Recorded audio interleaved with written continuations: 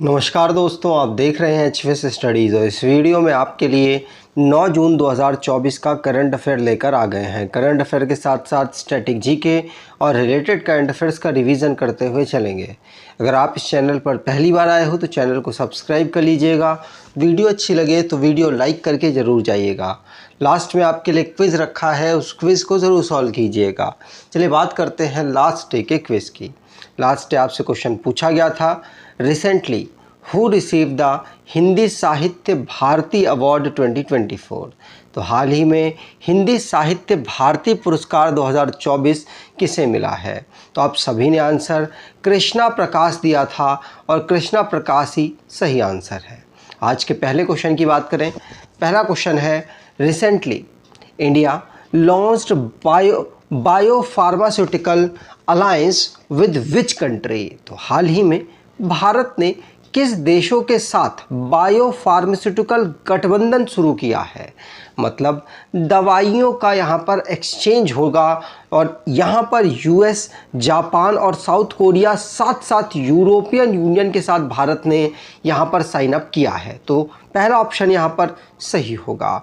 तो भारत ने US, south Korea, Japan और यूरोपियन यूनियन के साथ बायोफार्मास्यूटिकल अलायंस किया है, जिससे कि भारत और इनके बीच में जो मेडिकल ड्रग्स होते हैं उनको किस प्रकार से हम उनकी टेक्नोलॉजी, जो भी नई रिसर्च हो, उनको प्रायोरिटी से अपने भारत देश में और साथ साथ भारत में जो डिस्कवर होता है वो इन देशों में हम पहुंचा सकें। तो यहाँ पर अभी रिसेंटली में साइन अप हुआ, ध्यान रखिएगा। अब जो नेशन संबंधित करंट अफेयर्स बने हैं उनको रिवाइज करते हैं। पहला क्वेश्चन पढ़ लिया। दूसरा, बीजेपी जिसको लोकसभा इलेक्शन 2024 में 240 सीटें मिली हैं और नई दिल्ली में इंडिया जापान के बीच में जॉइंट वर्किंग ग्रुप्स किसके ऊपर, काउंटर टेररिज्म के ऊपर नई दिल्ली में मीटिंग ऑर्गेनाइज हुई। श्री श्री रविशंकर जी को पहला पोस्टल स्टैम्प प्राप्त हुआ है, किसके, तमिल्स जो कि इंडियन ओरिजिन के हैं और श्रीलंका में रह रहे हैं, उनके द्वारा। 39th रैंक रही है भारत की वर्ल्ड इकोनॉमिक फोरम के ट्रैवल टूरिज्म डेवलपमेंट इंडेक्स में। और GTRI जो कि एक इकोनॉमिक थिंक टैंक है, इसने एक रिपोर्ट जारी की जिसमें भारत का लार्जेस्ट ट्रेड पार्टनर चाइना को बताया गया, यूएसए को इसने पीछे छोड़ दिया है। अगला question, what is the name of the Russian cosmonaut who recently became the first person to spend 1000 days in space। तो उस रूसी अंतरिक्ष यात्री का नाम क्या है जो हाल ही में अंतरिक्ष में 1000 दिन बिताने वाले पहले व्यक्ति बन चुके हैं? तो आंसर होगा, इनका नाम है क्या? तो आंसर ये ओलेग कोनोनेंको है। कौन? Oleg Kononenko. ध्यान रखिएगा, ये रॉसकॉस्मोस के कॉस्मोनॉट हैं और अभी रिसेंटली इन्होंने 1000 डेज स्पेंड किए हैं स्पेस में। इन्होंने रिकॉर्ड तोड़ दिया है। नासा के एस्ट्रोनॉट लॉरेन ओ हारा और निकोलाई कब का। ठीक, आगे बात करें। अगला क्वेश्चन, उससे पहले जो साइंस और टेक्नोलॉजी से रिलेटेड क्वेश्चंस बने हैं उनको रिवाइज करते हैं। पहला क्वेश्चन पढ़ लिया। दूसरा, चांगई 6 ये चाइनीज़ लूनर मिशन है जो कि साउथर्न पोल पर एतबेक बेसिन पे यहाँ पर मून लैंड करेगा। पाकिस्तान और चाइना पाकिस्तान का एक मिशन है जिसको चाइना की हेल्प से लॉन्च किया गया और ये पाकिस्तान का पहला लूनार मिशन है और जिसका नाम है iCube कॉमार। ध्यान रखिएगा, यूक्रेन की मिनिस्ट्री जिसने अपने फॉरेन अफेयर्स मिनिस्टर जो है उनके द्वारा AI जनरेटेड स्पोक पर्सन को लॉन्च किया गया जिनका नाम विक्टोरिया सी है। चाइना जिसने अपने एस्ट्रोनॉट्स को 2030 तक मून में भेजने का प्लान किया है। निवीडिया इसने अपना AI चिप लॉन्च किया जिसका नाम ब्लैकवेल है। और अभी रिसेंटली में इंडिया और ओमान के बीच में MOU साइन हुआ है जो कि इंफॉर्मेशन टेक्नोलॉजी की फील्ड में कोलैब करके काम करेंगे। लखनऊ जिसको भारत का पहला AI सिटी बनाने का टारगेट रखा गया। इंडियन रेलवे ने अभी रिसेंटली में एक टेक्नोलॉजी लॉन्च की जो कि हाथियों के साथ जो ट्रेन्स का क्लैश होता है उसको रोकने में मदद करेगा, जिसका नाम गजराज सुरक्षा है। अगर आप कोई ई बुक परचेज करना चाहते हैं तो डिस्क्रिप्शन बॉक्स में लिंक है, वहाँ से ई बुक परचेज कर सकते हैं। अगला question, with whom has the Defense Ministry joined hands to set up a dedicated teleमानस cell for the armed force? तो रक्षा मंत्रालय ने सशस्त्र बलों के लिए एक समर्पित टेलीमानस सेल स्थापित करने के लिए किसके साथ हाथ मिलाया है? तो ये ministry of health and welfare के साथ यहाँ पर मिनिस्ट्री ऑफ डिफेंस ने हाथ मिलाया है, जिससे कि टेली जो मेडिकल से रिलेटेड प्रॉब्लम है उसको टेलीफोन के माध्यम से सॉल्व की जा सके, इसी के लिए यहाँ पर हाथ मिलाया गया। ध्यान रखिएगा, ministry of health and family welfare के साथ मिनिस्ट्री ऑफ डिफेंस ने MOU साइन किया, जिससे कि एक dedicated TeleMANAS cell system arm force के लिए प्रोवाइड कराया जाएगा।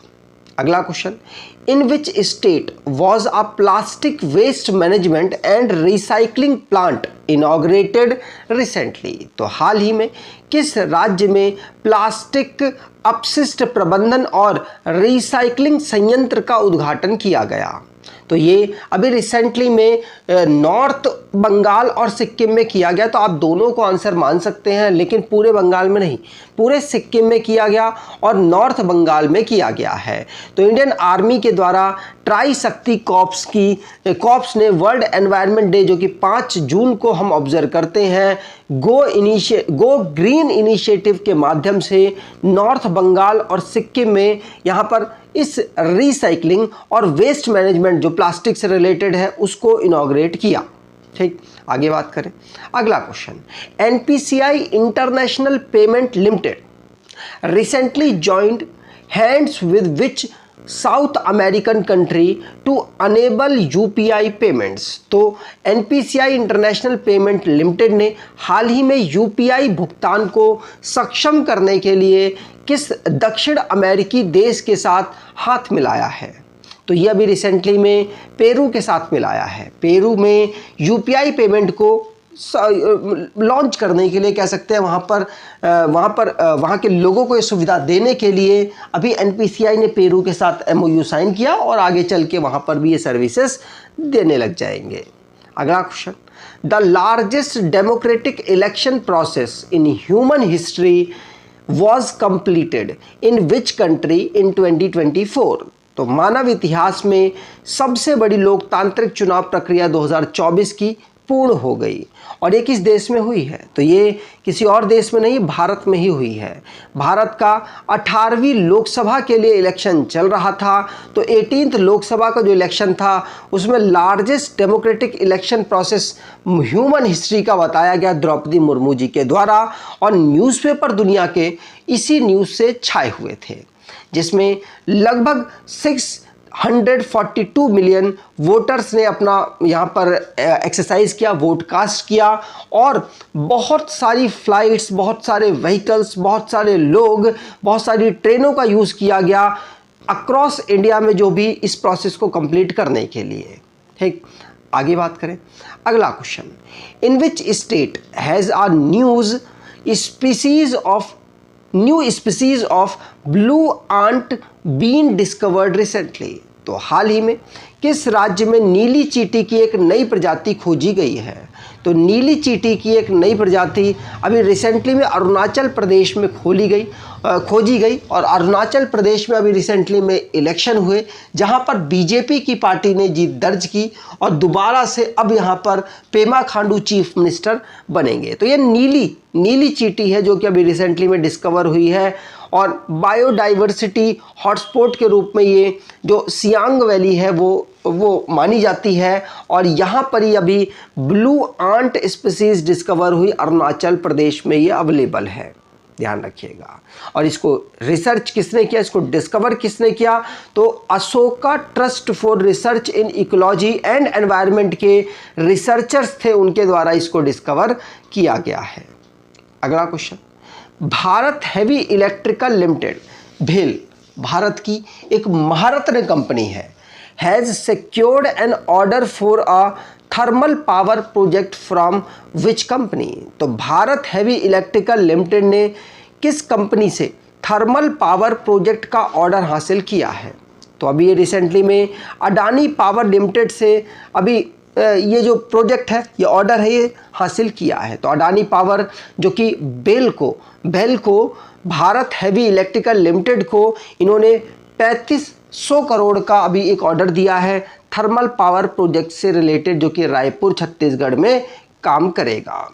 बेल एक सेंट्रल पब्लिक सेक्टर की पावर जनरेटेड मैन्युफैक्चरिंग कंपनी है, इक्विपमेंट बनाती है और वो महारत्न की लिस्ट में भी आती है। अगला question, at what rate has the monetary policy committee kept the repo rate unchanged for the 8th time in a row. तो मौद्रिक नीति समिति ने लगातार 8वीं बार रेपो रेट को अपरिवर्तित किया है, मतलब बदला ही नहीं। तो कितना रेपो रेट आरबीआई के द्वारा जो गवर्नर है उनकी अध्यक्षता में बैठक हुई मॉनेटरी पॉलिसी की और मॉनेटरी पॉलिसी कमेटी की, और इन्होंने 6.50% ही अपना रेपो रेट रखा। मतलब जिस दर पर जो बैंक है वो आरबीआई से ब्याज लेंगे वो अमाउंट सेम ही रखा है। ठीक, तो आरबीआई के गवर्नर शक्तिकांत दास हैं।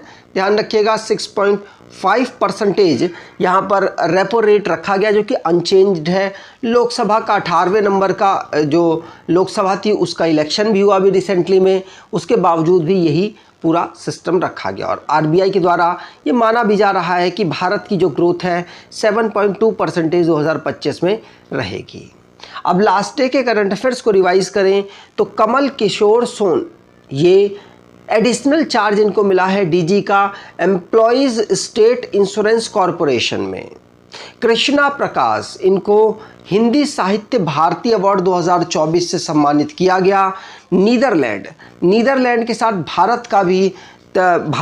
नीदरलैंड का भारत का ये लार्जेस्ट एक्सपोर्ट डेस्टिनेशन बना है।